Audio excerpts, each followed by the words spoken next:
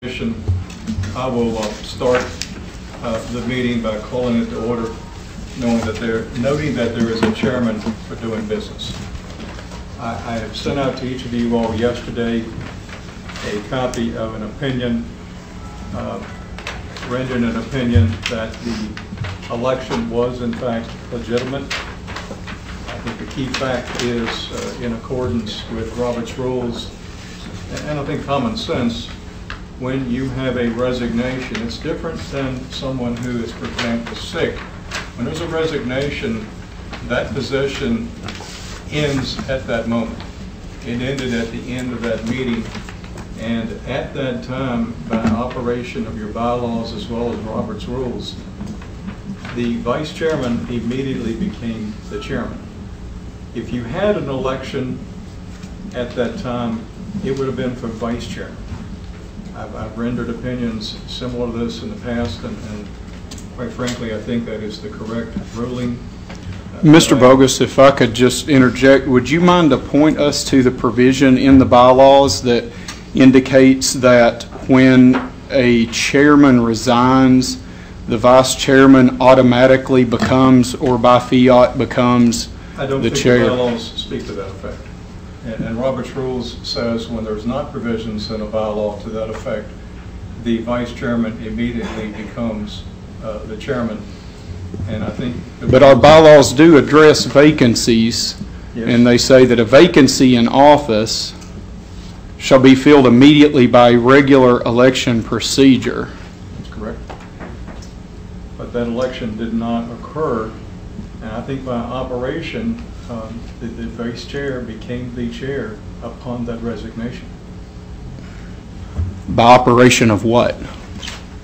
Well, your bylaws say that you follow the bylaws, and unless they're in conflict, you also follow Robert's rules. And Robert's rules are very clear that if there is a resignation of the chairman, the vice chairman becomes the chairman upon death, disability, resignation, or whatever it happens to be. But that would assume that there is a gap in our bylaws where we need to resort to Robert's rules. And in this instance, there does not appear to me to be a gap in the bylaws, because the bylaws deal with vacancies and it tells us what to do with the vacancies.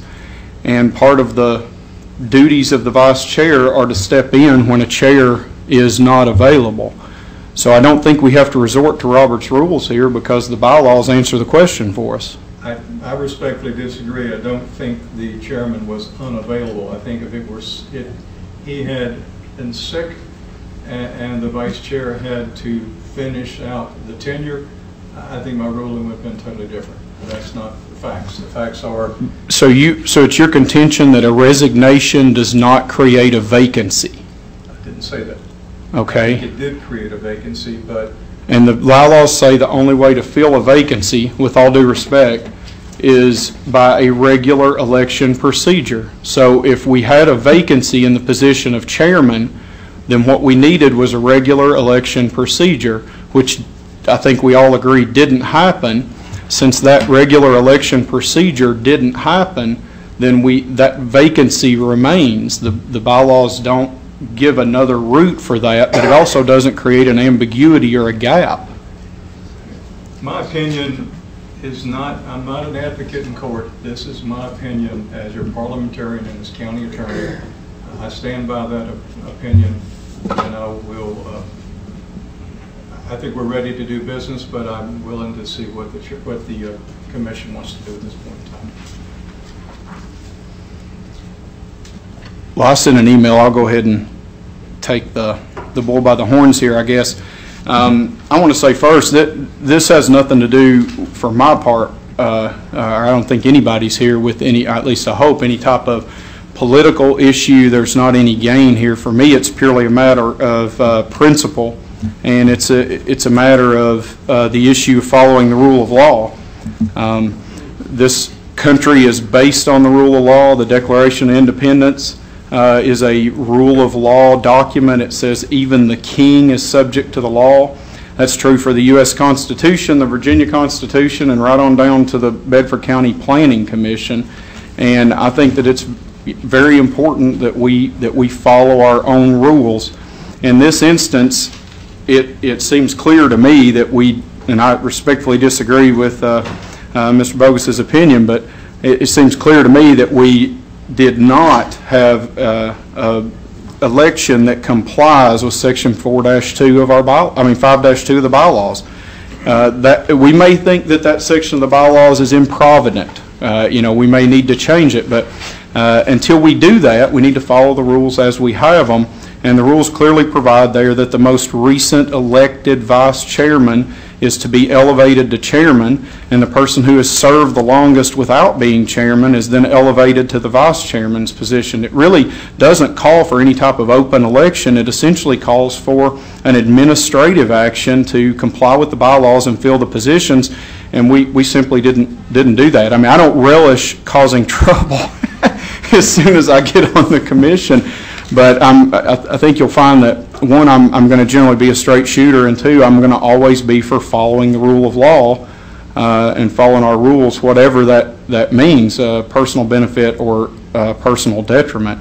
And so my suggestion would be that we just simply go back and follow the Section 5-2, hold our election, and then we can move on. I know there's people here who want to speak on the issues we have a public hearing on, and I want to be respectful of their time, but it won't take just a few minutes to go back and sort of comply with our own procedures here. So that is my recommendation. That's the reason I sent the email at noon the day after the last Planning Commission meeting. As soon as I got the bylaws in and took a look at those bylaws, I immediately sent that email out.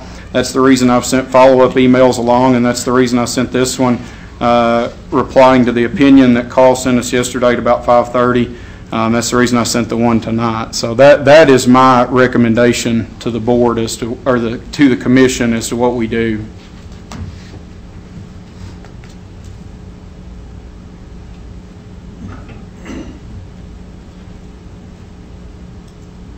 What say other members?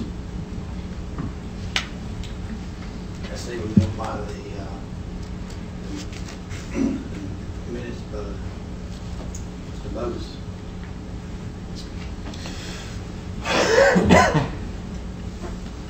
Well, if it's a question of whose interpretation of the bylaws I most agree with, I gotta say, I agree with Rodney. I think, with all due respect to the county attorney, I think there's a couple of holes in his reasoning. So I would support Rodney's recommendation.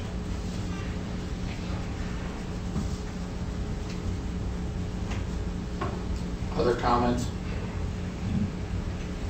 I guess the question is, if that's what we want to do,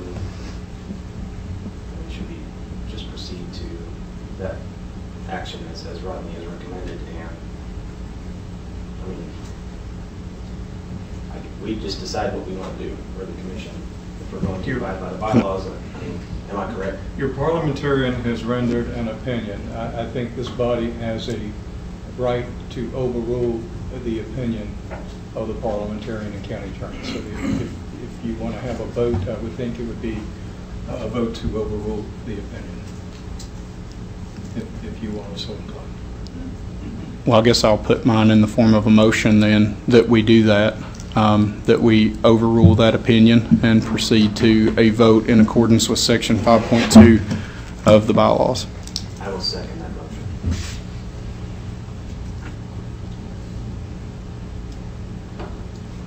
Let me write it all down, and then I will.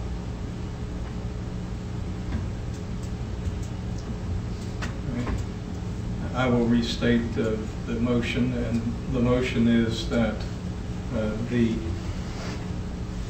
opinion dated 2 March 2015 from the county attorney to the planning commission be overruled by the planning commission. So that's the motion before you. And why don't we do this by roll call? All those in favor of the motion to overrule the opinion, I will start with Mr. Huff.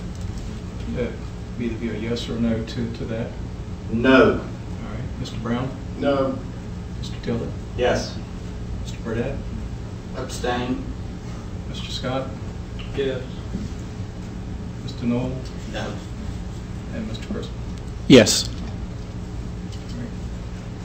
We are tied at a 3-3 on that vote. By your rules, the motion would fail by a tie vote.